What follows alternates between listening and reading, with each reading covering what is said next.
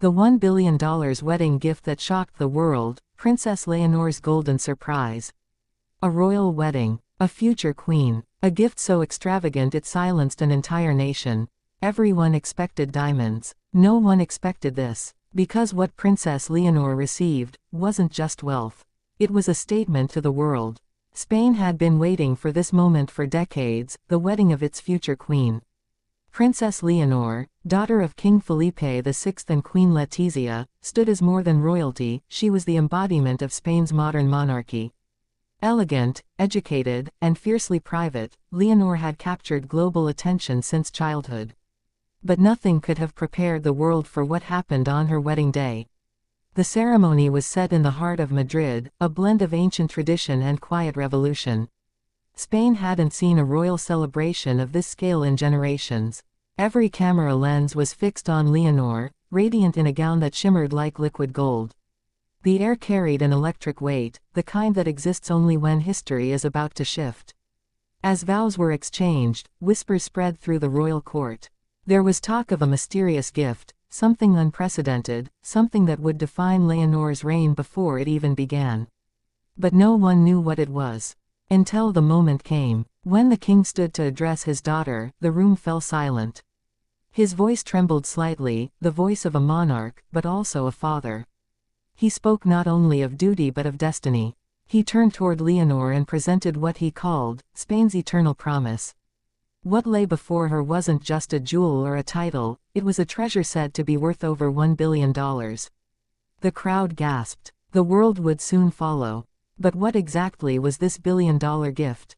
It wasn't gold bars, nor a palace, nor a simple inheritance. It was something layered, symbolic, historical, and deeply political.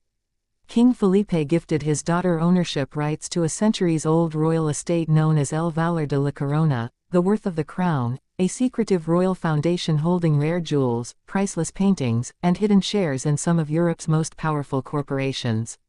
Assets that quietly sustained the Spanish monarchy through centuries of turmoil. For the first time in modern history, it was being transferred to a woman. This wasn't just a gift. It was a declaration of power. As the cameras flashed, the magnitude sank in. $1 billion in royal wealth, placed in the hands of a 20-year-old future queen. But beneath the celebration, tension rippled through the family. Queen Letizia, once a journalist, had fought to modernize the crown, to bring transparency, humility, and a touch of normalcy. King Felipe, burdened by the weight of his father's scandals, sought redemption for the monarchy. And Leonor, their eldest, was the bridge between those worlds. But not everyone believed this transfer of wealth was about love or legacy. Some whispered it was strategy, a move to secure Spain's future amid growing Republican sentiment. Others said it was guilt, an attempt to protect Leonor from the financial shadows that haunted previous kings. As the reception began, international media erupted. Headlines flooded across the world. Spain's billion-dollar bride. Leonor's golden gift shocks Europe. Future queen or fortune heir. Yet behind the glamour, Leonor remained composed. Those who knew her described her as calm, introspective, almost detached from the chaos swirling around her. To her, the gift wasn't about money. It was about trust. Because within that foundation lay not only treasure but responsibility, preserving royal heritage, funding charitable works, and maintaining the monarchy's fragile balance with modern Spain. Still, not everyone celebrated. In the halls of government, Republican voices rose louder. Critics called it a monarchy buying its future. Others questioned the ethics of transferring such immense wealth to a single heir.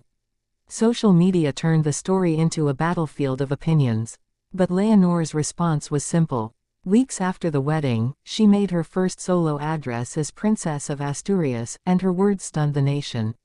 She said, "What we inherit must serve those who build our tomorrow." The crown is not gold.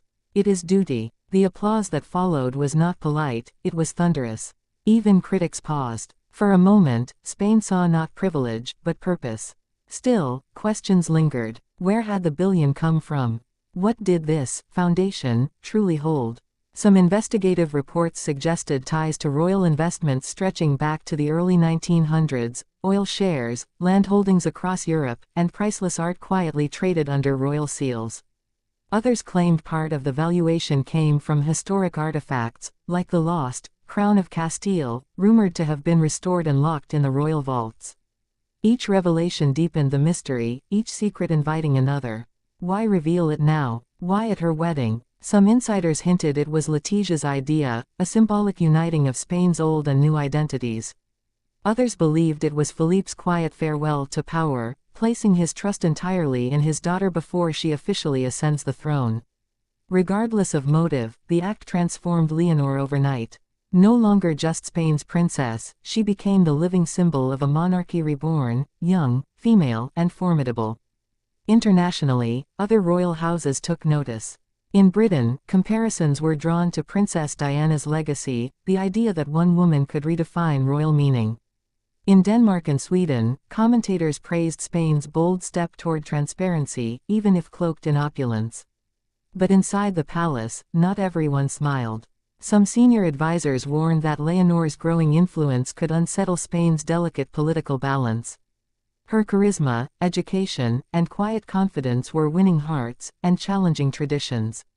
As months passed, the billion-dollar gift continued to dominate headlines. Analysts debated its value, its legality, and its symbolism. But amid all the noise, Leonor focused on her royal duties, attending military service, continuing her studies, and preparing quietly for the day she will wear the crown. And yet, one question remains unanswered. What will she do with it? Sources close to the princess suggest that she intends to restructure the foundation, transforming parts of its assets into funding for education, women's rights, and cultural preservation across Spain and Latin America. If true, this could make her not just Europe's wealthiest young royal, but one of its most impactful.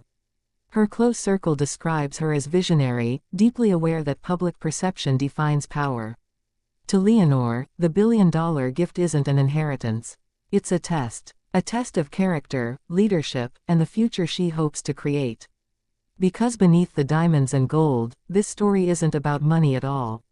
It's about legacy, the kind that can't be bought or given, only earned. And so, the world watches. The cameras may have turned away from the palace gates, but the echo of that moment, the king's trembling voice, the glitter of gold, the quiet strength in Leonor's eyes, still resonates. The billion-dollar gift that shocked the world wasn't just a display of wealth. It was a promise, one that will shape Spain's destiny for generations. And perhaps, one day, when Princess Leonor becomes Queen Leonor I, the world will finally understand the true value of that golden surprise. Because what she received was not just treasure, it was trust. Not just gold, but the weight of a nation's future. And that is worth more than any crown.